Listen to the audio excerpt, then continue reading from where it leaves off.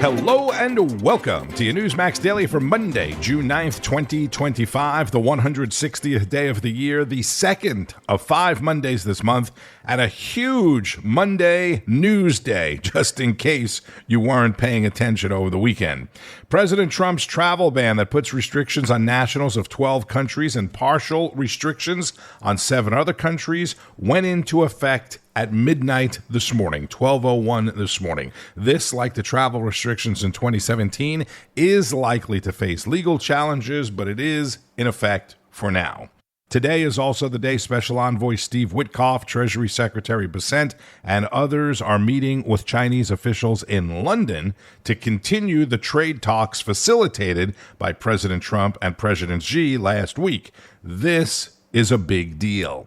As we get back at it, I hope you had a terrific and safe weekend doing the things you love to do on the weekends. And if you were, you missed a lot because it was a super busy weekend. And like I said back on Friday, President Trump did attend the UFC event in New Jersey on Saturday night. Without Elon Musk, the mostly MAGA crowd was more raucous than usual upon Trump's arrival. And on social media, Trump fans were ecstatic, of course, and the haters, well, they were hating, mainly because Trump called out the National Guard on the violent immigration protests in LA and then went to the fight, which is exactly what the Trump supporters loved about it. After several Truth Social posts about the riots, including one that was reposted on X by Elon Musk, the president addressed it before getting on Air Force One to leave New Jersey for Camp David yesterday, telling reporters that he was going to Camp David to meet with the military and other world leaders. Last night in Los Angeles, we watched it very closely. There was a lot of violence there. There was a lot of violence, and it could have gotten much worse. We're not going to let this happen to our country. We're not going to let our country be torn apart like it was under Biden. Today, California Governor Newsom said the state will sue Trump over the National Guard and dared border czar Tom Homan to arrest him. It's going to be an interesting day. And former Vice President Kamala Harris called the administration's response a, quote, dangerous escalation meant to provoke chaos. This is Michael Savage, host of The Savage Nation, Sunday nights at 8 Eastern on Newsmax, who also happens to live in California, in San Francisco, near Kamala and near Nancy Pelosi. The Los Angeles riots prove beyond a reasonable doubt that there is a Mexican and migrant invasion of military-age men and women, and they are basically rioting under the direction of those who brought them in. That would be a number of different organizations. There is a way to stop this. The fire hoses would be the first step. Arrest every last one of them, sort them out in detention centers. I don't care if it's 200 degrees in the sun. Give them bottles of water. Anyone who's illegal, put them on a bus and send them out of the country and let the ACLU adjudicate it and let them drop dead. Send the ACLU lawyers down to Mexico, Guatemala, El Salvador, Nicaragua, so they can give them the legal care that they deserve. And by the way, I know this state better than anybody in this country. As good as anybody in the country. Let's put it to you that way. I live in California. The entire Democrat establishment was elected because of the Service Employees, SIEU, Service Employees International Union. They are a block voter of illegal aliens primarily, and they are the ones who have put Pelosi into this driver's seat along with Governor Newsom. You think I don't see this? You think I don't know it? I see it and I know it. So the SEIU has to be investigated as well. You could call it a union if you want. Does that make them sacrosanct? No. This country right now is in the midst of a hot civil war. I've told you years ago, stop the coming civil war. Well, the civil war is here. Whether you like it or not, the civil war is here, being instigated by the entire Democrat establishment. In fact, my friends, you are involved in the civil war by sitting quietly and doing nothing. You are involved in the civil war. So let's look at it a little more carefully. Let's start with the so-called mayor of San Francisco. Who is this woman? Who is this woman who has destroyed Los Angeles almost single-handedly? Driven out the wealthy, driven out the creative types, driven out high tech, destroyed the movie industry. The woman is a one-woman wrecking ball. Who is she? Who is Karen Bass? Well, let's look into her background. During the Fidel Castro age, she was a visitor to Cuba. She went with the Venceremos, whatever they call themselves, brigade, wearing the Cuban colors. She's a Cuban communist, an American communist, whatever you want to call her, an enemy of the state. Okay, is she above the law? Arrest Karen Bass, let her defend herself in court, because she is behind these riots along with many other individuals in the state. Now, if you look at the riot footage out there, you'll see something that's very disturbing. The anti-ICE riots are not really anti-ICE riots. They're anti-illegal alien riots, because the entire state is run by illegal aliens. By and for the illegal alien mafia. That's who's running the state of California. That's who's been running it for over 20 years. Agents are being assaulted. Trump sent in the National Guard. He's being called every name under the sun. The fact of the matter is, if we don't have law and order, we'll have nothing left in this country. Former radio star, author turned podcaster, the great Michael Savage, not pulling any punches as usual. Again, you can catch him on Newsmax Sunday nights at 8 o'clock Eastern. This is what L.A. Mayor Karen Bass had to say. It's the last thing our city needs. Our city is still trying to recover from the wildfires. She's not talking about the riots being the last thing that L.A. needs after the fires. She's talking about the National Guard being the last thing they need. We're working with officials, we're organizing resources, but what we're seeing in Los Angeles is chaos that is provoked by the administration. Chaos provoked by the administration, of course. That is the mayor of L.A. Even though the LA police wrote on X that people were throwing concrete blocks, which, by the way, they were breaking off of concrete structures, bottles, and other objects at them, and that they were conducting arrests. And California Highway Patrol said they arrested people on the 101 freeway, but it was the National Guard coming in that caused all the chaos. Protests even broke out in San Francisco late last night in support of the LA riots. There was also a 3.3 magnitude earthquake in the Bay Area late last night. And don't forget, illegal immigrant and alleged gang member Kilbar Abrego Garcia was brought back from El Salvador to the United States on Friday to face criminal charges of transporting other illegals within the U.S. He's being held by the feds in Tennessee, pending a hearing next week. And I mentioned Elon Musk retweeting President Trump's Truth Social post about the L.A. riots. He also reposted a post from Vice President Vance about the National Guard, adding American flags to the post. Elon did, perhaps extending the proverbial olive branch after being quiet on X for a day or two after last week's debacle. This is what President Trump said on Air Force One when asked about Elon. Honestly, I've been so busy working on China, working on Russia, working on Iran, working on so many things. I'm not thinking about Elon. I just wish him well. More on this from Newsmax's Lidia Curanaj, beginning with a clip of the vice president. I think it's a huge mistake for him to go after the president like that. And I think that if he and the president are in some blood feud, most importantly, it's going to be bad for the country. But I don't think it's going to be good for Elon either. And it certainly won't be good for Elon. ABC News now reporting that when Trump was asked if he would be speaking to Musk, Trump replied, "You mean the man who has lost his mind?" Trump also reportedly saying Musk now wants to talk to him, but that he's simply not ready. And whereas you and I would, give back a teddy bear, a ring at most, back to an ex, there are now reports Trump is considering either giving away or selling the red Tesla he purchased to support Elon. Ouch, beautiful car. They were, these two, they were very supportive of each other. They had this kind of father-son relationship, So what happened? How did this all go so wrong? Here's what I think. I think Musk wanted unfettered access. I think this is more than about the big, beautiful bill and the EV mandates. Musk is a guy who doesn't hear the word no often. He's the richest guy on the planet.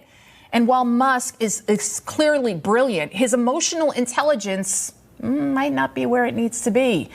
And what happened was what Elon with the post and everything, I think this was tantamount to a child throwing a temper tantrum. And then now President Trump, like you do with your child. So when my daughter, when she was younger, and she'd want a toy, she's 8 now, she wouldn't do it now. But if she was throwing a fit, I would just ignore and walk away. And I think that's what President Trump is doing to Elon, and I think it's the right move. So while Elon now wants to metaphorically kiss Trump and make it better, that's what reports are saying, this boo-boo by Elon, it will never go away. And it's hurting Elon in more ways than he could have imagined. Tesla stock plummeting $150 billion. Elon's net worth also dropping by $27 billion. The guy's worth over $360 billion. So he's not really feeling it, but it's still got to hurt. MAGA world and liberals have also now both turned on Musk. And poor liberals, they're now so confused. They don't know whether they should buy Teslas or continue vandalizing them, you know. Meantime, President Trump's popularity, it is rising. Look at the love just last night he received at the UFC fight there in Newark, New Jersey, Prudential Center. And then all you have to do is also look at the polls. Trump posted this to his Truth Social, a Newsmax article in which 4 polls show Trump with strong approval ratings. But sadly, there are now some who are reveling in this big, bad breakup. Any quick reaction on what's going on with Elon Musk and President Trump on Twitter right now? Oh, man, the girls are fighting, aren't they? The girls, real rich, coming from AOC, a champagne socialist who can't even define what a woman is. But not everyone has such a pessimistic view of what will become of the Musk-Trump romance. Kevin O'Leary believing that there will be a happy ending after all. I actually think if you're Trump, you're saying, wait a second, this guy leads the free world in space, and I want to stay close to him. They're going to work this thing out. I mean, I know I understand how people can have angst about it, but I really focus on signal. The noise is almost entertaining, but irrelevant if you're an investor. It's no wonder he's called Mr. Wonderful. Perhaps Musk will become Trump's rocket man once again. But after that Epstein Files accusation, I believe that's about as likely as Trump pardoning Michael Cohen. Lidia Curanaj on Sunday Agenda, and as the saying goes, time will tell, right? Elon, whether he needs it or not, has a lot more to gain, I think, by having a relationship with the president. How much does it really matter to the president whether he has a relationship with Elon or not? Let's go back to Friday night's Finnerty with special guest Dr. Drew for more on Elon. I talked about Elon Musk. In 2021, yes. On Saturday Night Live, during the monologue, he told the world that he has Asperger's syndrome.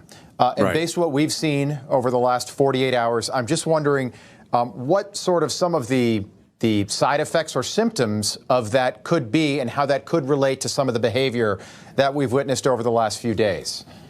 And the comedy in that Saturday Night Live monologue where he announced that he has essentially autistic spectrum disorder. And again, a lot of controversy about how we categorize these things and is this really a pathology or not? But he identified it as such. And then he went on to say, you've heard me talk. Haven't you heard me speak? That's what that is. What you're seeing, that odd pattern of speech.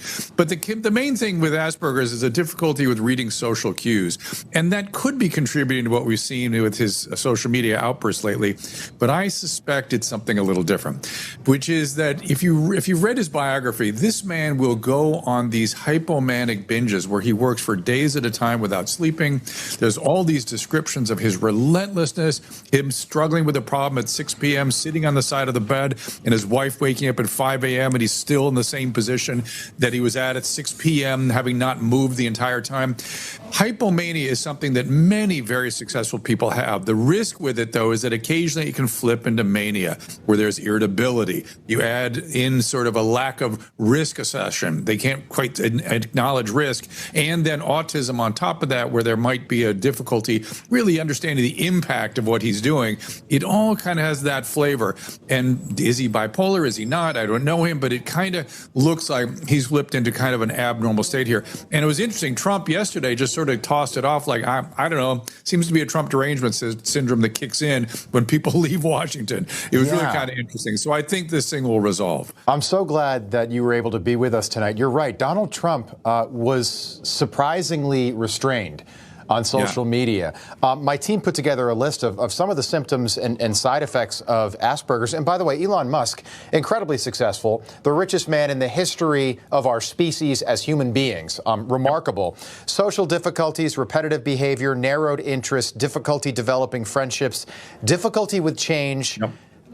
Emotional difficulties and social awkwardness. I thought the difficulty with change is fascinating because think about what just happened. He's no longer part of the administration. Yeah, it could be part of it. Again, it's not the whole story. There's more going on, and how he got flipped into this state of irritability and sort of inflation, we call it, or agitation. There's a lot of ways you can get there. But I do suspect somebody will grab him and go, "Hey, dude, come on, let's get it back together here." It's unfortunate this happened. Look, it's all those strengths that he has. That I admire Elon Musk. Like, I read his biography. Please do. You'll really love this man. But it has liabilities, and I think we're seeing that right now. Great stuff from Dr. Drew, as always, back on Friday night's Finnerty. One highlight of the weekend programming on Newsmax was Middle East correspondent Zach Anders sitting down with U.S. Ambassador to Israel Mike Huckabee in Jerusalem. As Newsmax sits down with America's ambassador to Israel, Mike Huckabee, discussing everything from Iran to the relations between the White House and Jerusalem and America's involvement in Gaza in what comes next. As you go through scripture, here the desert blooms. That message from the prophets, what does that mean for you as you're finally here? You know, I've seen it. I first came here in 1973 when I was 17. It's a long time ago, 52 years. So I've seen those prophecies. The desert is blooming. It literally is before our eyes. And the dry bones have come to life. Is this a bit of an Isaiah moment for you, the I'm here, send me? Or I guess you got a phone call you weren't expecting to be sent, but is it almost the same? I almost didn't answer it because I typically don't answer a call if I don't know who it is. You just don't know. It might be somebody like you. So I say, I don't want to talk to some reporter, off the cuff. But something said, take the call. And I did, and it was him on the line, and he said, Mike, Donald Trump, you're going to be my ambassador to Israel. Just as simple as that. And so for me, it was indeed the Isaiah moment. Here am I, Lord, send me. And here I am. The first moves of President Trump during his first term to recognize the Golan Heights, to move the embassy to Jerusalem, to recognize Jerusalem as the capital, that survived during the Biden years. Yeah. Why do you think that is? I think because it was the right thing to do, and everybody deep down understood it. It was stunning to a lot of people, not just in the U.S., but in the world. When the president moved the embassy and he announced that he was going to do it, he was under pressure from pretty much everybody in the world not to do that. From the Europeans, from the Asians, from North America, from Africa, from the Middle East, everywhere. From the State Department, and even from senators who had voted unanimously to move the embassy, they privately said, don't do it. The world will blow up. I saw him in the White House about 2 weeks after he made the announcement. And I happened to have an opportunity, just the two of us, to visit the Oval Office. And I asked him, Mr. President, why did you do that? Everybody told you not to. You were under such pressure to just do what every other president had done, and that's promise you were going to do it, but then not deliver on it and always have an excuse why you couldn't. You just went out and did it. I said, why? I never will forget. He just looked at me, he said, because I said I was going to do it, and it's the right thing to do. And I thought, I love that about him. Right thing to do, and it was a promise that he made, it was a promise that he kept. And that's what a lot of people don't appreciate about President Trump. Have you met with Palestinian leaders at this point, and what have those interactions been like? I have, and I know it will surprise some people, but I actually have quite a few Palestinian friends that I've known over the past 40, 50 years. Had dinner with some Palestinian friends last Friday night. Right. But I have met with people from the Palestinian American Chamber of Commerce. I plan to meet even with Palestinian Authority leaders. I don't hate anybody. I want them to succeed. I want their people to have great opportunities. But I have not only already met with some Palestinian leaders, mostly business leaders, but I plan to meet with Palestinian government leaders to talk about, are there ways forward, and what are they? What is it going to look like? Because part of the reason the president sent me here was not just to be the U.S. ambassador to Israel, but that means all of Israel. That includes Judea, Samaria, and all parts of it. And, I want to be faithful to that task. Your position here now, landing in the middle of a war, there's an immense suffering, and the carnage inside Gaza is difficult to comprehend, I think, for most people. Those of us that have seen it walk away different people. How do we stop this? We stop it when Hamas decides that they have no future in Gaza. This was started by Hamas on October the 7th. They created this nightmare. They perpetuated the nightmare. They've kept it going for over 600 days. They took hostages. They tortured them. They abused them. They murdered them. They murdered over 1,200 people on the day itself, October the 7th, taking over 250 hostages, including a lot of Americans. And a lot of Americans tend to forget that Americans were taken hostage. Americans were murdered. Americans, their remains are still being held by Hamas. This all comes down to one thing: the absolutely uncivilized savagery of Hamas. The Israelis want it to end. The U.S. wants it to end. Both have put multiple things on the table that are reasonable to say, here's how it ends.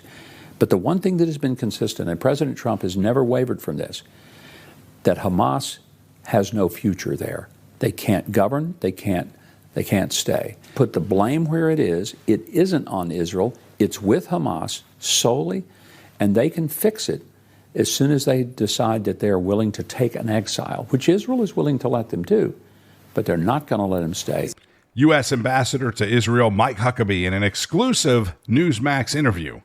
Emmanuel Macron is going to be meeting at the United Nations proposing Palestinian statehood. What would you say to Mr. Macron about the ideas of Palestinian statehood here and now? What I said to Mr. Macron was that if you want a Palestinian state so badly, why don't you host it? Let the French Riviera become the new Palestinian state. You've got plenty of land. People don't understand. Israel has less than a tiny fraction. Muslim-controlled countries have 644 times the amount of real estate that Israel has. So when people say, well, carve out some of Israel, what are they asking them to do? Carve out a bit of a tiny piece of property that's the size of New Jersey. And if there really is a desire to see something separate, and quite frankly, a lot of Palestinian people would rather live under Israeli rule than they had the rule of the Palestinian Authority, which is incredibly corrupt and has left them in poverty and unemployed. Ambassador Huckabee with Newsmax correspondent Zach Anders. And let's stay on foreign affairs for a moment with Rita Cosby, host of Saturday Report, who spoke with the former Prime Minister of Poland about the country's recent election. A key victory. Karol Nawrocki winning Poland's presidential election with almost 51% of the vote in an extremely tight race against a liberal candidate who received about 49%, according to the final count. Trump-backed Nawrocki will succeed the great President Andrzej Duda, whose term ends in August. Now, Nawrocki's win is setting the country on a more conservative course and will keep the very close ties with the Trump administration. And here to discuss is the former Prime Minister of Poland, our dear friend and America's friend, Mateusz Morawiecki. It is such an honor to have you here, Mr. Prime Minister, in New York. What a privilege. Thanks for having me. It's so great to be here with you, Rita. You know, this is so exciting. Yes. This big win, and it was razor thin as we just saw the results there. It was, but because of all the liberal leftist money involved on the side of our liberal opponent, there were millions of dollars flowing to his political camp to support him. So if not this, the victory would have been even bigger, would be 55-45. So it's great new era starting for Poland. Tell us about Nawrocki. He's an interesting guy, a young guy. He's 42 years old. 42 years old. Former boxer. Tell us who he is with the world.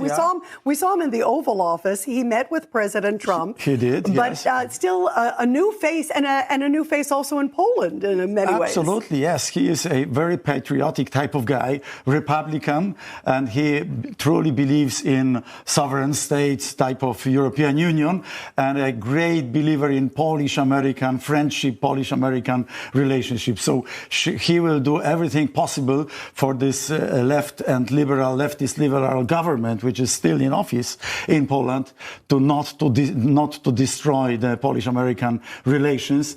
As we know, Donald Tusk, our prime minister today, my successor, he is not so much a believer in Polish-American relationship. So Karol Nawrocki will be a balanced counterweight to all the leftist elite in Poland. Yeah, it's a very important message too, because had it gone the other way, it would have really changed the course of history. I believe not just in Poland, but in Europe, because Poland is such a pivotal role. I just can give you an example.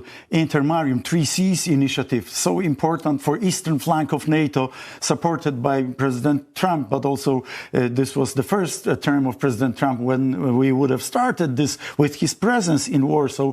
And this current government, my successors, completely stopped and boycotted this project, which is completely wrong, not in line with our strategy, not in line with the security requirements. So now Karol Nawrocki will be able to reinvigorate this project. This is why I'm so enthusiastic about his victory. That is the former Prime Minister of Poland on Saturday Report with Lidia Curanaj. Excited about how the new president of Poland will be working with President Trump. Poland, like many European countries, has both a president and prime minister. And it is, of course, a key NATO ally to the U.S. President Trump, meanwhile, scheduled to return from Camp David to the White House this morning. Later today, he's participating in an Invest in America roundtable at the White House. And aside from the L.A. story, the real big story will be the trade negotiations with China that are happening in London. That's what Wall Street is keeping a close eye on. And the markets did open in the green this morning. Reports of inflation are going to highlight the week. Wholesale inflation, the Consumer Price Index, as well as the University of Michigan's Consumer Sentiment Report. So that could give us some direction. Oracle and GameStop are two of the noteworthy earnings to watch this week as well. Bitcoin and other cryptocurrencies are higher. At the time of this recording, Bitcoin pushing $108,000. In sports, Denny Hamlin won yesterday's NASCAR race in Michigan, his third win of the season. And I have to say, if you are a NASCAR fan, I'd love to know if you agree with me or not. I'm surprisingly really enjoying Dale Jr. and the new crew on Prime. They did an excellent job yesterday. Really enjoyed it. Next weekend, NASCAR's making history in Mexico City. The Oklahoma City Thunder crushed Indiana. Game 2 of the NBA Finals last night in Oklahoma City. Game 3 is Wednesday night in Indiana. Tonight is Game 3 of the NHL Stanley Cup Final in South Florida. The Panthers tied the series at 1 game apiece back on Friday night in Edmonton. An incredible double overtime game to start the weekend. If you remember, when the Florida Panthers visited the White House to celebrate last year's Stanley Cup victory, I said I wouldn't be surprised if President Trump ends up attending a Stanley Cup game in Florida, assuming that the Panthers made it back to the Stanley Cup. Well, they've made it back to the Stanley Cup, and they're playing in Florida, but it's the middle of the week, and there's a heck of a lot going on, so I don't know if the president will make it to a Stanley Cup game or not. Keep up with all of today's events and any breaking news on Newsmax N2 and at Newsmax.com. Also, make sure you're streaming on Newsmax Plus so you get all of your favorite shows, hosts, and expert analysis. It all starts each and every morning with Wake Up America, followed by National Report, Newsline with Bianca De La Garza, all the way through Finnerty at 8, Greg Kelly at 9, and Chris Plant and the Right Squad.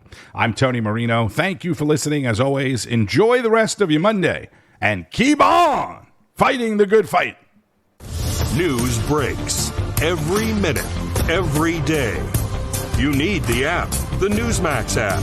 Find it free on your smartphone store. Then watch us anytime, anywhere. Information. Truth. Is freedom. Is Newsmax. It's real news for real people.